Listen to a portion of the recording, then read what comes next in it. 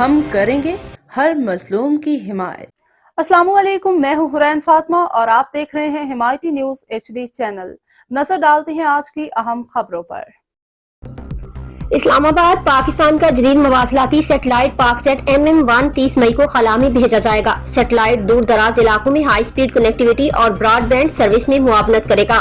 تفصیلات کے مطابق پاکستان کا دوسرا مواصلاتی سیٹلائٹ پاک سیٹ MM1 لانچ کے لیے تیار ہے۔ سپارکو کی جانب سے بیان میں کہا گیا ہے کہ پاکستان کا جدید مواصلاتی سیٹلائٹ 30 مئی کو خلا میں بھیجا جائے گا۔